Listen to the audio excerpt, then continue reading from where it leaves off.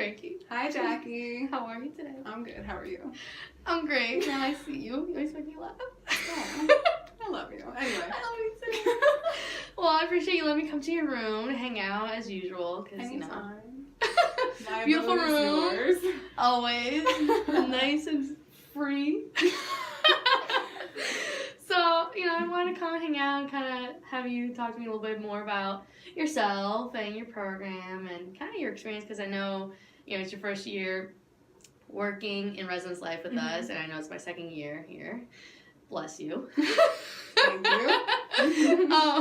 So I'm kind of curious to hear, again, just how, when you first came out here, like what your thoughts were, and, again, remind me a little bit about your program, what you're studying. Maybe if you can, just with what you're studying, how it could be kind of relatable to your experience here. Okay. So I applied to be a graduate assistant for any position. So I was like, whatever you got, give it to me. True. So Res Life was the first place to call me. So it was it just happened the way it did. Mm-hmm. I'm actually in the mental health counseling program at here, and I think it's a good program.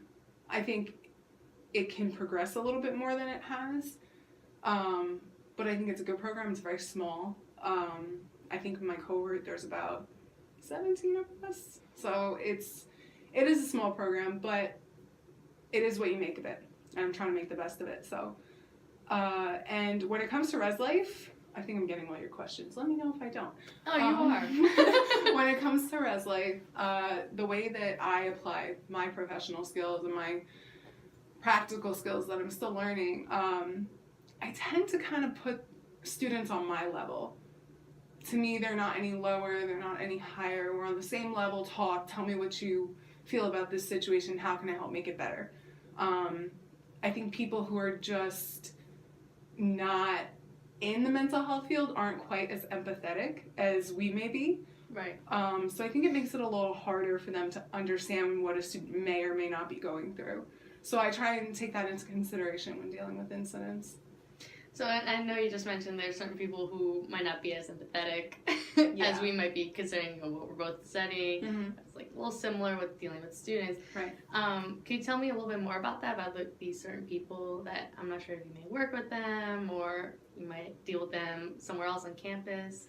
I work with some of those people. I've seen professors that also don't seem to understand students. So it's a decent array of things, but I think mainly with the people I work with and the fact that, burnout's a real thing. Yeah. And I think it's important to recognize the signs, and I think whether you've been in the field for 15 years or 15 minutes, burnout can hit hard. And when your job stops becoming fun and something you're passionate about, I think you need to reconsider what you're doing.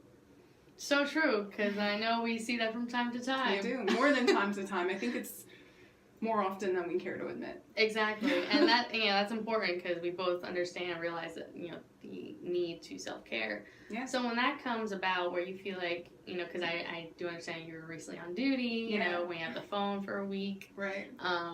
And you feel like, you have to be here almost the whole time when we all have lives. Right. How do you take care of yourself in that manner when you feel like you're on that verge of burning out? I have a big thing with alone time. I really enjoy my alone time. And during that time, I take care of me. Mm-hmm. And I know you guys always make fun of me, but I condition my hair. I gotta shampoo my hair. I wash my hair. So I kind of pamper myself by conditioning my hair, painting my nails, and then honestly, time with you guys it's so helpful to kind of just be with you and hang and chat and do whatever we gotta do, because the girls' night is something that helps as well. So needed. Yeah, exactly. And yeah. So I may be a little addicted to Netflix. So a little addicted. Just a little. It's good to have those. It's my phone. Sorry. It's okay.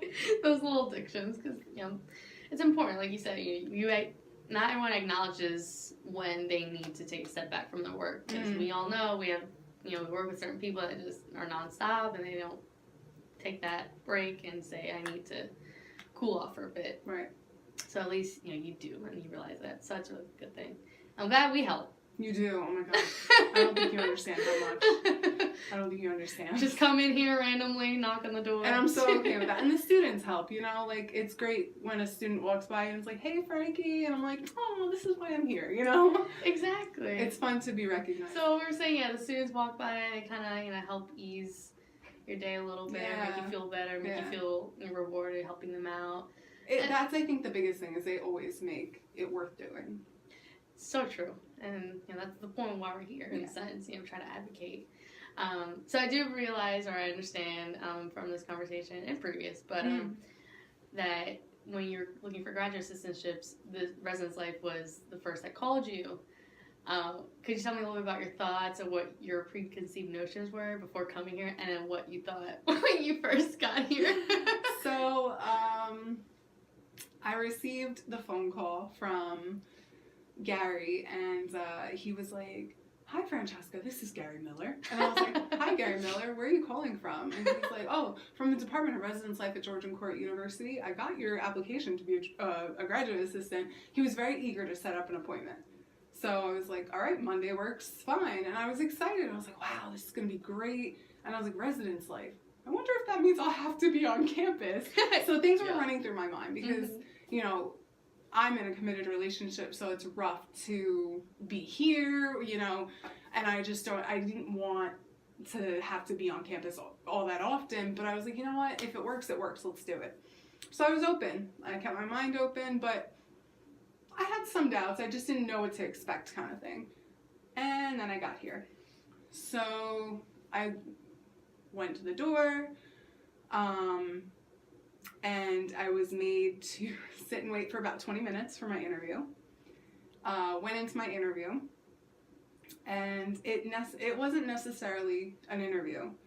It was, tell me about your background, even though my application was right there. So I told them about my background. There weren't many residence life related questions, which I thought was interesting. Like, in my undergrad, they had gender neutral housing and gender neutral bathrooms, so I was interested in if Georgian Court had anything like that, understanding that it was a Catholic school, but I didn't know how progressive the Catholic school was. So I did ask him, and he was like, that's something I'd like to see you bring to campus. And I was like, great, cool.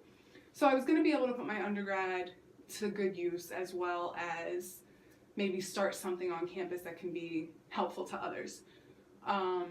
So I thought the interview process was interesting. I also thought it was really weird that he didn't mind burping in my interview. It kind of threw me off a little bit, and I was like, he's doing it a lot. That's okay.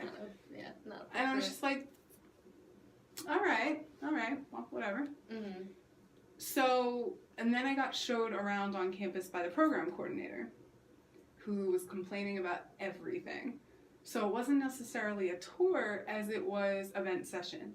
So I ended up having to kind of counsel him during my tour. During your own interview process. Right. So, needless to say, no red flags went up for me. I don't know what, I'll have to explore that later, but no red flags went up for me. Just the fact that I was excited. This is a great opportunity. This will look great for my leadership skills, like everything. I had a thought in my mind, and I was like, I'm going to do this. And that's what I thought. Okay. That's actually the first I've heard about that part, the venting session and the burping. I'm not too surprised about the burping, but... Yeah, that's how I learned the part of me thing. The part of me. Yeah. That's how I learned that. That was the first time you've had that. I've experienced part of me during a burp. Right. So when you had that experience, where you kind of felt like you had some doubts, that was prior to training, how did you feel when you first met the rest of the staff and when you first began to train? Did that affect your thoughts? No, actually. When we first got to training, I was excited.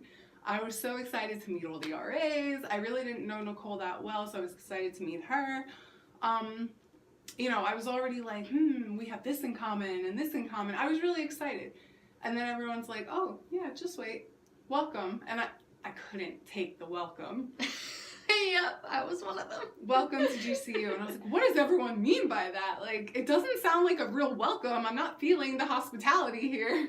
But honestly, if it weren't for the RAs taking so well to me and welcoming me, and I can remember David going, welcome, you're going to be a great part of the team. And I was like, is he being sarcastic? And I think it was to you, or maybe it was to Leah, but you guys were like, no, that's David. I was like, oh.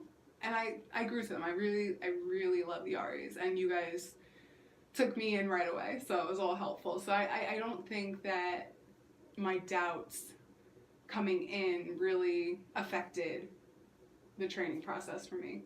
Mm-hmm. Pro staff affected the training process for me. Right. So I got you on that one. Yeah. So with that being said, with your first experience then, how do you compare it to now? Like with your feelings now of in general with where you're at, with where you're at here, you know, and in terms of your relationships with the whole Res Life staff. I think I'm a little bit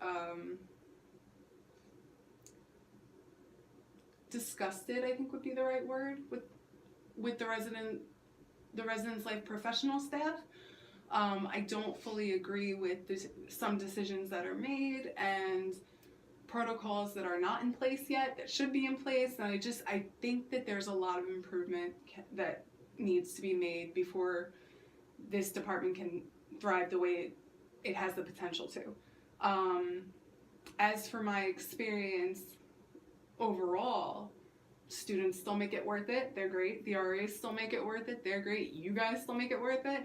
It's just that I feel like we're more professional than the professional staff. I understand. I'm with you on that one, just with these concerns of how to deal with them.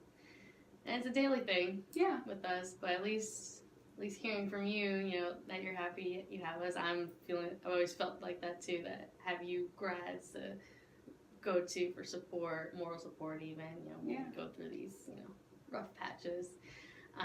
It's important that you use the word support. I actually said that recently, that I don't feel like our uppers kind of support us. I feel very,